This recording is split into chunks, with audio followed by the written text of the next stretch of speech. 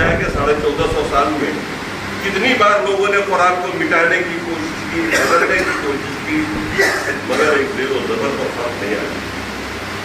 لاکھوں انسان ہے جس کے حافظ ہو گیا۔ اگر سارے قرآن کے نسخوں کو اگر جلا دیا جائے، دفن کر دیا جائے، تو بھی لاکھوں قرآن دنیا میں واپس آ جائیں گے، کیونکہ اتنے حافظ موجود ہیں۔ اور معجزانہ طور پر آج بھی احادیث رسول کی حفاظت کرنے والے دنیا بھر میں پھیلے ہوئے محدث علماء ہیں جو حدیثیں پڑھتے پڑھاتے ہیں۔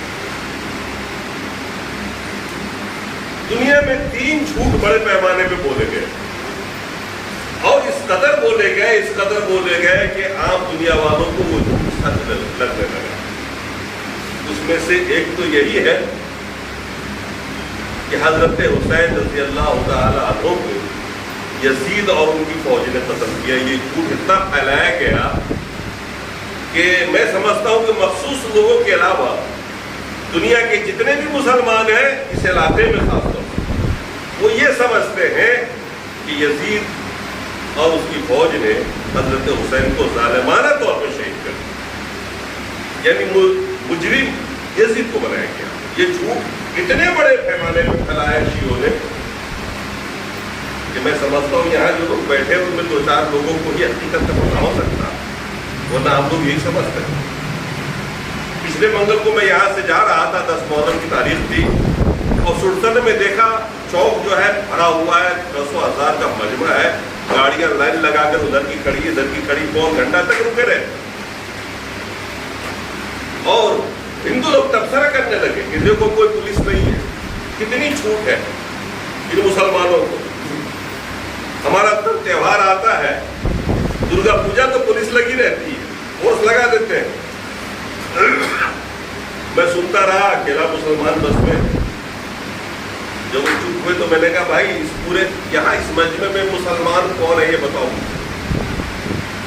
اتنے جو لوگ ہیں 10,000 پبلک یہاں موجود ہے، مرد عورت، اس میں مسلمان کون ہے دکھا دو۔ وہ چکا رہ گئے، وہ کیا کہہ رہے ہیں آپ؟ میں نے کہا وہ میاں بھائی ہے، مسلمان نہیں ہے۔ مسلمان تو میں ہوں، اس بس میں تم دیکھ رہے ہو میں کھیل رہا ہوں، اور ایسے لاکھوں کروڑوں مسلمان تم کو ملیں گے۔ یہ میاں بھائی لوگ ادھرمی لوگ ہیں، یہ دھرم نہیں جانتے، دین نہیں جانتے۔ اور میں نے کہا سنو، آپ کے اندر بھی ایسے اسرادی تتو ہے جو تلوار لہرا کے جلوس نکالتے ہیں، یہ آپ کے دھرم کی کوئی دھرم نہیں سکھاتا کہ روڈ بلاک کرو اور آنے جانے والوں کو تکلیف پہنچاؤ۔ ہمارا دین تو اتنا کامل ہے کہ نماز جیسی فرض عبادت بھی روڈ پہ پڑھنا چاہیے۔ 7 جگہ ایسی ہے جہاں نماز پڑھنا ممنوع ہے، ان میں سے ایک عام روڈ ہے، راستہ ہے، وہ نماز نہیں پڑھ سکتا۔ کہاں یہ کہ روڈ بلاک کر دے مسلمان وہ ہو ہی نہیں سکتا۔ لوگوں نے بڑے غور سے سنا، کہنے کہ ایسی بات۔ میں نے کہا آپ بھی اپنا دھرم پڑھ لینا، یہ جو آپ کے تہوار کے موقع پہ جلوس نکلتا ہے نا تلوار لہراتے ہوئے، یہ آپ کے دھرم میں نہیں ہے، کہ آپ کے لوگ اندر بھی ادھرمی لوگ ہیں۔ دھرم والے ہم اور آپ ہیں جو بیٹھے ہوئے آ رہے ہیں اور کسی کو تکلیف نہیں پہنچا۔ مطلب عام غیر مسلم یہی سمجھتے ہیں کہ مسلمانوں کا تہوار ہے، اور جو کچھ بھی اس میں ہوتا ہے اس کو اسلام کا حصہ وہ سمجھتے ہیں، اور جاہل مسلمان تو اسلام سمجھ کر ہی کر رہا۔ آئیے آج اس کی تحقیق کرتے ہیں اور آپ سب کو بتاتے ہیں کہ ہمارے لیے قرآن و سنت بہترین چیز ہے، اور یہاں سے ہمیں پتہ چل جائے گا کہ کون ہے حضرت حسین رضی اللہ تعالیٰ عنہ، اور آپ کے ساتھ جو آپ کے ساتھی تھے 70-72 ان کے قتل کرنے والے ہیں کون۔ ہمارے اور آپ کے لیے قرآن و حدیث سے بڑھ کر کوئی دلیل نہیں ہو سکتی، کیونکہ اس دور میں ہم تھے بھی نہیں۔ آج پتہ بھی لگانا چاہیں تو آپ کے پاس کوئی ذریعہ نہیں سوائے کتابیں پڑھنے کا۔ ہندوستان میں اسلام آیا، مغلیہ سلطنت، اس میں اکثر شیعی تھے۔ تیمور لنگ ایک بادشاہ گزرا ہے جو محرم کو لے کے آیا تھا، اور اس نے پھیلایا، اور یہاں کے مسلمانوں نے سمجھا کہ ہمارا ایک تہوار ہے، اسلام کا حصہ سمجھ لیا۔ یہ مسلمانوں کی تاریخ کا حصہ تو یہ واقعہ ہو سکتا ہے، اسلام کا حصہ تو ہو ہی نہیں سکتا، کیونکہ اسلام کی تکمیل بہت پہلے ہو چکی تھی، اسلام بہت پہلے مکمل ہو چکا تھا۔ ایک حدیث ہے بخاری شریف کے اندر، ایک یہودی حضرت عمر کے پاس آتا ہے اور وہ کہتا ہے کہ حضور آپ کے مذہب میں آپ کے ایام میں سے ایک دن ایسا بھی آتا ہے کہ اگر وہ دن ہم کو ملا ہوتا تو ہم اس دن عید مناتے۔ حضرت عمر نے پوچھا وہ کون سی چیز؟ کہا جب قرآن کی یہ آیت نازل ہوئی تھی نا، اگر وہ آیت ہمیں ملتی، تورات میں نازل ہوتی، تو اس جس دن وہ نازل ہوئی نا اس دن کو ہم لوگ عید منا لیتے، ہر سال عید مناتے۔ حضرت عمر نے فرمایا وہ دن بھی معلوم ہے، وہ جگہ بھی معلوم ہے، وہ تاریخ بھی مجھے معلوم ہے جہاں یہ آیت نازل ہوئی۔ ہم رسول اللہ کے ساتھ تھے، عرفہ کا میدان تھا، حج کا دن تھا، 9 تاریخ تھی ذوالحجہ کی، اور یہ آیت نازل ہوئی۔ ہم لوگ اللہ کے رسول کے ساتھ 1.25 لاکھ صحابی موجود تھے۔ جب اللہ نے فرمایا دین کو مکمل کر دیا، تو دین کی تکمیل تو رسول کے انتقال کے ساتھ ہی مکمل، کیونکہ رسول کے انتقال کے بعد نہ قرآن نازل ہو سکتا، نہ اللہ کے رسول کچھ فرما سکتا۔ انتقال سے پہلے دن مکمل ہو گیا۔ یہ واقعہ سن 61 ہجری کا ہے، یعنی اللہ کے رسول کے انتقال کرنے کے 61 سال بعد واقعہ ہے۔ اور اگر 10 سال آپ کی عمر سے کم کر دیں ہجرت سے تو 51 سال بنتے ہیں، یعنی آپ کے 51 سال بعد یہ واقعہ پیش آتا ہے، تو اسلام کا حصہ تو ہو ہی نہیں سکتا نہیں، کیونکہ اسلام تو پہلے مکمل ہو چکا ہے۔ یہ تاریخ کا حصہ ہے، مسلمانوں کی تاریخ کا حصہ۔ امام ابو حنیفہ رحمہ اللہ سن 80 ہجری میں پیدا ہوئے، سن 80 ہجری۔ سن 80 ہجری کا مطلب اللہ کے رسول کے 70 سال بعد، مدینہ آنے کے 70 سال بعد۔ ظاہر سی بات ان کے زمانے میں وہ لوگ موجود رہے ہوں گے۔ 61 ہجری کا واقعہ ہے، اور 61 10 گھر جوڑ لیجیے آپ، 70 میں پیدا ہوئے، اگر وہ 10 سال کا فاصلہ ہے۔ وہ لوگ موجود رہے ہوں گے جو اس جنگ میں شریک ہوئے۔ ان سے کسی نے پوچھا اس لڑائی کے بارے میں، فرمایا خاموش رہو، کچھ مت بولو، کیونکہ وہ جانتے تھے اللہ کے رسول کی حدیث ہے لا تسبوا اصحابی، میرے صحابوں کو برا بھلا مت کہنا۔ اس صحابی کسی کو مورد الزام ٹھہرانا، جیسے کہ آج کئی جماعتیں اس میں لگی ہوئی ہیں، کئی لوگ اس میں لگے ہوئے ہیں، کوئی کس کو ملزم ٹھہرا رہا ہے، کوئی کس کو ملزم ٹھہرا رہا ہے۔ کتابوں میں لکھا ہوا، ہمارے جماعت اسلامی کی جو بھائی ہے پرانا مانے، اس کی کتابوں میں باقاعدہ مولانا مودودی نے لکھا ہے اس بات۔ حضرت ابن معاویہ کو اس کا مجرم ٹھہراتے ہیں۔ بھائی اسلام مکمل ہو چکا، اللہ تعالیٰ قبر میں آپ سے نہیں پوچھے گا من ربوں کا، ما دینوں کا، من نبیوں کے علاوہ چوتھا سوال نہیں کرے گا کہ ما تقول فی حاضر واقعہ، حسین کے اس واقعے میں تم کیا بولتے تھے، بولا آپ سے پوچھے گا نہ۔ میدان محشر میں آپ سے سوال ہوگا آپ کیوں بلا وجہ رائے زنی کر رہے ہو، انہوں نے جو کیا وہ کیا۔ ہاں حقیقت جاننا چاہو تو آپ کے سامنے میں صرف 2 حدیث پیش کرتا ہوں، اور اس سے پتہ چل جائے گا۔ میں نے جو ابھی حدیث پڑھی ہے عبد الرحمن بن عانو کی، وہ بیان کرتے ہیں کہ حضرت عبداللہ ابن عمر رضی اللہ تعالیٰ عنہ حج یا عمرے کے موقع پر مکہ ہے۔ اس کربلا کے بہت دنوں کے بعد آئے تھے حج کرنے کے لیے یا عمرہ کرنے کے لیے، وہ تو ہمیشہ آتے رہتے تھے صحابہ۔ ایک آدمی جو عراق کا رہنے والا تھا، کوفہ کا رہنے والا تھا، اس نے آ کے عبداللہ ابن عمر صحابی رسول سے مسئلہ پوچھا کہ حضور حالت احرام میں اگر مچھر مارتے ہم تو دم تو لازم نہیں آئے گا؟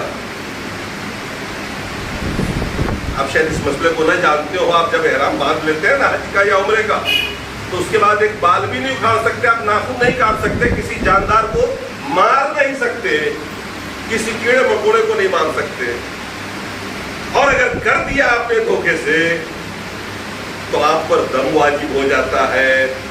یعنی ایک جانور لائیے اور ذبح کی تقریبی شروع ہو جائے، اسے کہتے ہیں دم واجب ہونا۔ سوائے مچھر اور کھٹمل جو موذی جانور ہے، سانپ ہے، اس کے بارے میں شریعت نے ہر حال میں اجازت دے رکھی، تو اس عراقی نے، اس کوفی آدمی نے حضرت عبداللہ ابن عمر سے پوچھ لیا کہ حضور حالت احرام میں اگر ہم مچھر مار دیں تو دم تو واجب نہیں ہوگا؟ صحابی کا جواب سنیے اور پورے واقعے میں تفسیر اپنے آپ سمجھ جائیے گا. انہوں نے فرمایا لوگوں سے جو وہاں بیٹھے ہوئے تھے، انظروا الی ھذا، اسے دیکھو، اسے دیکھو، اس کوفہ والے کو، عراق والے کو. یسألون دم البیوس، یہ مچھر کے خون کرنے کا مسئلہ پوچھ رہا ہے ہم سے. وقد قتلوا ابن رسول اللہ، جبکہ ان لوگوں نے رسول اللہ کے اولاد نواسے حضرت حسین کو ذبح کر دیا، قتل کر دیا. وقد قتلوا،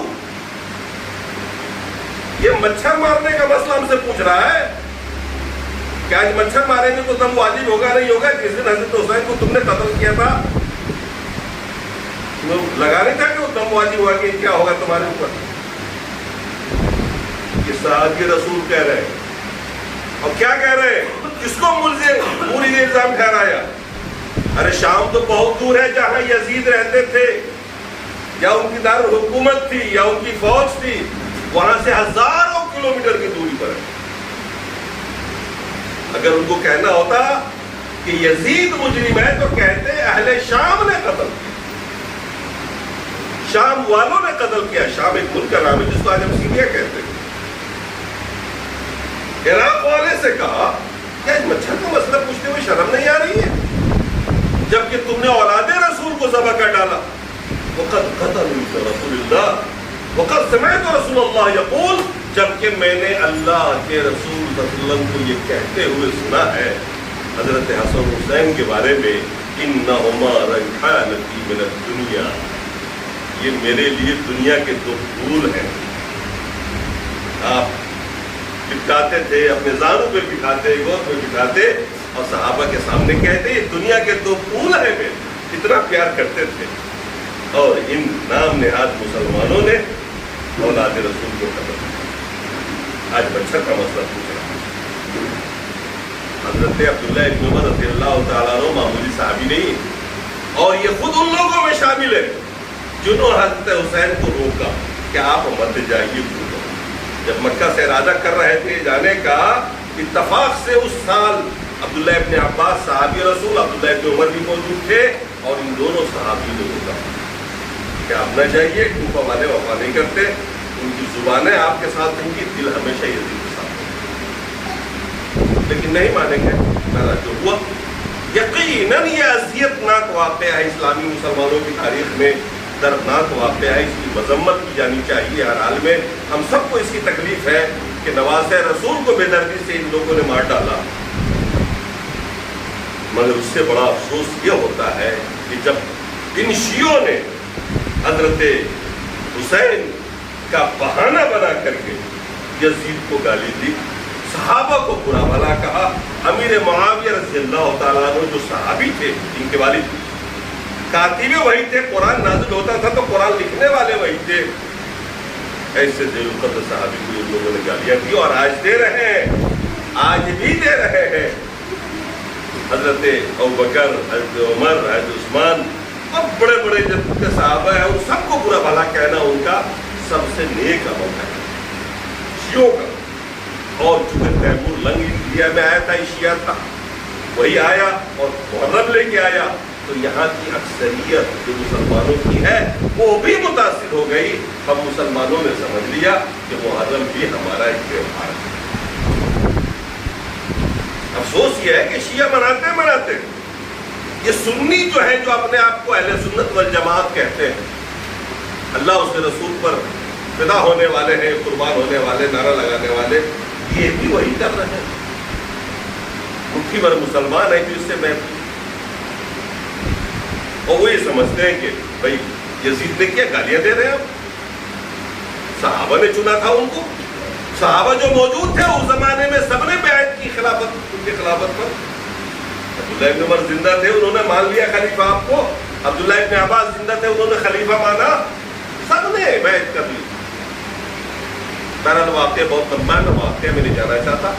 میں آپ کو ایک اور حدیث سناتا ہوں بخاری شریف، اس سے بھی آپ کو اندازہ ہو جائے گا کہ ان کا کیا مقام ہے. حضرت ابی سفیان معاویہ ابن سفیان امیر معاویہ کا کیا مقام اور یزید کا کیا مقام. اللہ کے رسول نے ایک بار پیشنگوئی فرمائی. میں نے کل گوگل پہ سرچ کی اور دیکھا پوری تفصیل کے ساتھ بخاری کی وہ حدیث موجود ہے اور اس کی شرح اس کی تفصیل موجود. عن ام حرام بنت ملحان قالت قال رسول اللہ صلی اللہ علیہ وسلم اول جیش من امتی یغزون البحر قد اوجب. بخاری شریف کی حدیث ہے. ام ملحان ام حرام بنت ملحان یہ حضرت ام سلیم کی بہن ہے. ام سلیم وہی جو حضرت انس کی ماں ہے. حضرت انس رضی اللہ تعالیٰ عنہ کی ماں ام سلیم اور ان کی بہن دوسری والی ام حرام بنت ملحان دونوں ملحان کی بیٹی ہیں. ان کے شوہر کا نام عبادہ ابن صامت بہت بڑے صحابی. اللہ کے رسول اکثر و بیشتر کبھی کسی کے یہاں جاتے تو ان دو گھروں میں جاتے تھے دوپہر کے ٹائم اور سو جاتے تھے. وہ کچھ کھلاتی پلاتی بہت عقیدت مند. ام سلیم کا تو یہ حال تھا کہ بیٹا ہی اٹھا کے خدمت میں دے دیا اللہ کے رسول کے اعتراض کو. مجھ کو بڑی حیرت ہوئی کہ ایک اجنبیہ خاتون کے پاس اللہ کے رسول دوپہر کے ٹائم جا کے سو جاتے تھے بستر پہ. ان کے گھر میں آرام فرماتے تھے کھاتے پیتے تھے. ایسا کیسے ہوا؟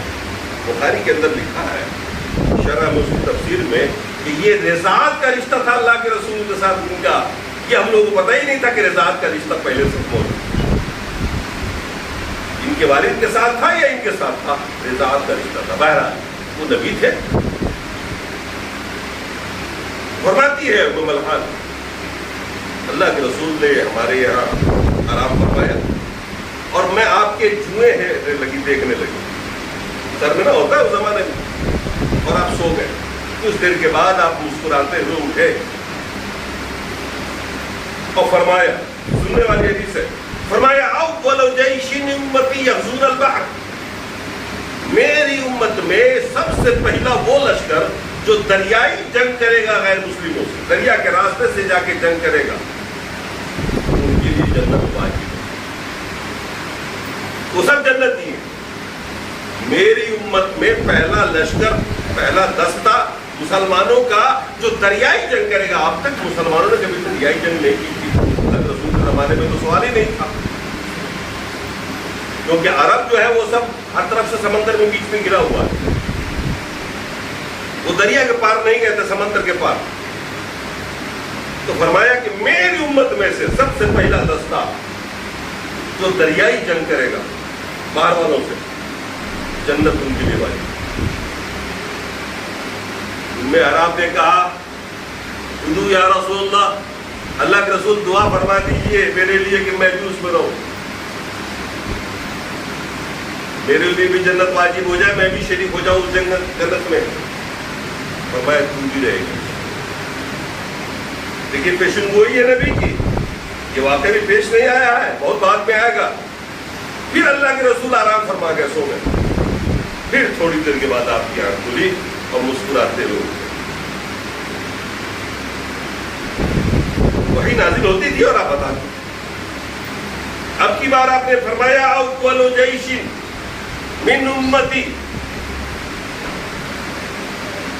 یغزون دار قیصر مغفور اللہ. میری امت کا پہلا دستہ جو قسطنطنیہ پہ حملہ کرے گا, اللہ تعالیٰ نے ان کے گناہوں کو بخش, ان کے لیے کہا جنت واجب, ان کے لیے کہا کہ بخشائے دو. اب آئیے تاریخ سے اس کی تفصیل کو جانیں. انہوں نے کہا پھر سے, خاتون نے پھر پوچھا ام حرام نے انا منہم یا رسول اللہ, میں بھی رہوں گی اس میں کیا دوسری والی میں. آپ نے فرمایا اللہ نہیں, پہلی والی میں رہے. یہ حدیث کو غلط. چنانچہ پہلا حملہ جو روم پر کیا ہے اس کے کمانڈر ان چیف حضرت امیر معاویہ کو, اور انہوں نے کشتیاں بنوائی، اور اس دور کے صحابہ جتنے تھے اور مسلمان تھے ان کو لے کر کے چڑھائی کری کس پہ؟ روم پہ۔ پہلا دریائی جنگ جو کیا ہے وہ حضرت امیر معاویہ نے کیا۔ کیا بشارت ہے ان کے لیے بخاری شریف کے اندر؟ نام لے کے نہیں ہے، لیکن تاریخ بتاتی ہے کہ پہلا دستہ جو صحابہ اور مسلمانوں کا حملہ کیا دریائی کا، اس کے کمانڈر ان چیف کون تھے؟ حضرت امیر معاویہ رضی اللہ تعالیٰ عنہ۔ ظاہر سی بات ہے اس جنگ میں جتنے بھی شریک لوگ ہیں سب کے لیے جنت واجب، بشارت اللہ کے رسول نے دی ہے، بخاری شریف کی حدیث تاریخ بتاتی ہے۔ دریا پار کرنے کے بعد جب اس طرف اترے لوگ اور اپنی اپنی سواری پر بیٹھے، جو اس زمانے میں گھوڑا یا گدھے کے روپ میں ہوا کرتی تھی، ام حرام اپنے سواری سے گریں اور انتقال ہوئی۔ دیکھیے اللہ کے رسول کی پیشن گوئی ہوا نا، تو بھی تھی، تو رہے گی اس میں، اور شہید ہو گئی اور انتقال ہو گیا۔ جب دوسری بار کہا تھا نا کہ میں بھی رہوں گی، اس میں کہا کہ نہیں تو اول میں رہے، جنت واجب ہو گئی ان لوگوں کی۔ اب آئیے تاریخ کو آگے پڑھیے۔ پہلا دستہ جس نے مسلمانوں کا ایک فوج تیار کیا، اس کی کمانڈری یزید کے آگے۔ حضرت امیر معاویہ نے خود اپنی زندگی میں ایک دستہ تیار کیا مسلمانوں کا پورا، اور اس میں کمانڈر بنایا یزید کو، جس کی عمر اس وقت 18 سال تھی۔ نوجوان بہادر، وہاں تو لیاقت دیکھی جاتی تھی، وہاں یہ نہیں دیکھی جاتی تھی کہ صحابہ ہے یا نہیں، لیاقت جس میں بھی آگے ہو۔ اور اس کے بارے میں بشارت مشہور تھی، جو پہلا دستہ جو جائے گا نا اللہ تعالیٰ ان کے سارے گناہوں کو بخش دے گا۔ اس لیے بڑی تعداد میں لوگ شریک ہو گئے، کیونکہ سب کو پڑی تھی مغفور ہو جاؤں گا میں، بخش جائے گا میرا گناہ۔ یہاں تک کہ حضرت ایوب انصاری رضی اللہ تعالیٰ عنہ، میزبان رسول کے لقب سے مشہور ہے، جب اللہ کے رسول مدینہ سے ہجرت کر کے آئے تھے نا، تو 6 مہینہ تک آپ نے اپنے گھر میں زبردستی اللہ کے رسول کو ٹھہرایا۔ جب آپ اونٹنی بیٹھی تھی اور سارے صحابہ ریکویسٹ کر رہے تھے اللہ کے رسول سے کہ اللہ کے رسول میرے یہاں چلے، میرے یہاں چلے، میرے یہاں ٹھہرے، اللہ کے رسول کی اونٹنی پر جو کجاوا تھا نا بیٹھنے کا، اسی کے لے کے بھاگ گیا اپنا گھر۔ کون؟ ایوب انصاری۔ صحابہ بتیاتے ہی رہ گئے، ریکویسٹ کرتے ہی رہ گئے، اور حضرت ایوب کو کجاوا جو تھا بیٹھنے کا وہ سامان لے کے بھاگ گئے اپنے گھر۔ اب اللہ کے رسول نے جو دیکھا فرمایا کہ آدمی اپنے کجاوے کے ساتھ ہوتا ہے، اب میرا سامان ادھر بھاگ لے کے چلا گیا، مجھے وہی رہنے دو۔ اور 6 مہینے تک رہے، 80 سال کی عمر تھی اس زمانے میں، اور یہ بھی اس جنگ میں شریک ہوئے، صرف اس لالچ میں کہ اللہ مجھے بخش دے گا۔ نصیحت ہے ہمارے آپ کے لیے، صحابی رسول، میزبان رسول، اور مغفرت کی ایسی، بوڑھے ہو گئے تھے، مغفرت کا ایسا لالچ کہ اس عمر میں تلوار لیے چلے گئے، اور ہم لوگوں کو فکر ہی نہیں ہوتی کہ ہماری مغفرت ہوگی کہ نہیں ہوگی، ہم تو بس یقین کیے بھیجے ہیں کہ ہم تو بخشے بخش جائیں۔ حضرت عبداللہ ابن عمر بھی موجود تھے اس جنگ میں، اور دیگر صحابی تھے۔ ایک روایت میں آتا ہے کہ خود حضرت حسین بھی ایک معمولی فوجی کی حیثیت سے اس جنگ میں شریک اور کمانڈر کے لیے حملہ ہوا سمندر پار کر کے اس دنیا پر، مگر فتح نہ ہو سکا۔ اور لوٹتے وقت حضرت ایوب کا انتقال ہو گیا، صحابی رسول اللہ۔ انہوں نے مرنے سے پہلے 2 وصیت کی، بیٹے مجھے جہاں تک اندر میں داخل کر سکو اس دنیا میں، وہاں تک اندر لے جا کے دفن کر۔ اور دوسری وصیت کی، پہلے تم لوگ چلا جانا مگر مجھے وہیں دفن کر کے آنا، تم لوگ دوبارہ آؤ، اس لالچ میں کہ تمہارے عظیم صاحب یہاں دفن ہے۔ اور دوسرا حکم یہ دیا، دوسری وصیت یہ کی کہ میرا جنازہ یزید کو آئے۔ تاریخ میں پڑھیے، سب تاریخ میں۔ چنانچہ انتقال کے بعد وصیت کے مطابق سارے صحابہ نے یزید کے پیچھے نماز کی، جنازہ نماز پڑھی، اور اندر दारुसल्तनत के अंदर जितना करीब हो सकता था ले जाके दफन किया। आज सबसे बड़ी जो मस्जिद आलीशान मस्जिद, वो देखिएगा आप, नक्शे में देखिए, फोटो देखिए, उन्हीं का टर्की का वही फोटो बहुत मशहूर है, वो कैलेंडर छप के चलता है, उसमें वो फोटो होता है जहाँ रज़ियल्लाहु तआला दफन है अय्यूब अंसारी, और उसके बगल में एक मस्जिद आलीशान मस्जिद। लिहाजा जब सारी फौज के लिए मग़फ़िरत का सर्टिफिकेट अल्लाह के रसूल ने पेशिन गोई की थी, तो क्या वो यजीद के लिए नहीं? और फिर भी आज लोग मस्जिद है कि हम यजीद को गाली दें, बुरा भला कहें और बताएं लोगों को कि हज़रत हुसैन के साथ पता नहीं कौन सी नेकी मिल जाएगी इस अजीम जुर्म को करके। किसी को अपने आखिरत की फिक्र नहीं है। हदीस शरीफ में आता है किसी को काफिर कहने से पहले खुद सोच लीजिए, कुफ्र लौट के आता है अपने ऊपर। जिसको आपने काफिर कहा है, अगर वो काफिर हुआ तो ठीक, और न हुआ तो कुफ्र लौट के खुद आप पे आएगा और आप काफिर हो जाएंगे। सारी जिंदगी नमाज पढ़ते रहेंगे, किसी पर लानत करते रहिए आप। हो सकता है वो दिन आए कि हक पर वो हो, गलत रास्ते पे आप हो, और वो सारी लानतें आप पर वापस आ जाए। इसीलिए उलमा अहले सुन्नत का ये मुत्तफ़क़ा फैसला है कि किसी शख्स मुअय्यन को, फर्द मुअय्यन को नाम लेकर के बाकायदा काफिर नहीं कह सकते आप ये तो कह सकते हैं कि ये अमल कुफरिया है। हमसे किसी ने पूछ लिया फला साहब ऐसे ऐसे मंदिर में कर रहे थे, तो मैं ये नहीं कहूँगा काफिर हो गया, मैं ये कहूँगा अमल कुफरिया है, काफिरों वाला अमल है ये, तौबा करना चाहिए उस आदमी। मान लीजिए किसी और नियत से कुछ करने वो चले गए हो और आपने बस सुन के लगा दिया फतवा, अगर ना हुआ हक तो क्या होगा, लौट के आएगा और आप नमाज पढ़ते रह जाइएगा, आपको काफिर हो जाएगी। इसीलिए उलमा अहले सुन्नत से मुराद ये नहीं है जिसको अपने आप को अहले सुन्नत कहते हैं, ये दरअसल अहले बिदात है जो सुन्नत का बोर्ड लगाए रहते हैं। अहले सुन्नत वो है जो हदीस और कुरान पे चलता हो। शेख अब्दुल कादिर जिलानी ने अपनी किताब में साफ लिख दिया है कि अहले सुन्नत सिर्फ वो लोग हैं जो अहलुल हदीस है, और अहलुल हदीस वो लोग हैं जो अहले सुन्नत है, जिनका मौक़िफ़ कुरान और सुन्नत हो। जो उलमा की राय को दीन में दखल दे दे वो कभी अहले सुन्नत नहीं हो सकता, वो अहले किताब बहुत वज़ाहत के साथ मौजूद है। इसको ज़्यादा तफसील से आप पढ़ना चाहें तो एक बड़ी किताब है अरबी के अंदर, आप उसको पढ़ के देखें, सब तफसील से लिखा हुआ है। तो जब अहले सुन्नत बोलते हैं तो समझना चाहिए आपको कुरान और सुन्नत पर चलने वाले लोगों का ये मौक़िफ़ है कि शख्स मुअय्यन, फर्द मुअय्यन को काफिर नहीं करते, अमल को कुफरिया बताते हैं। जबकि बहुत से लोग बिल्कुल नामज़द करके काफिर कहते फिरते हैं अपनी तकरीरों में, और वो समझते हुए बड़ा अच्छा काम कर रहा है। उनको अपने इस्लाम और ईमान की खबर नहीं। अल्लाह ताला हमें और आपको इससे महफूज रखे, इससे हिफाज़त फरमाए और हमें सही रास्ते पर चलाए।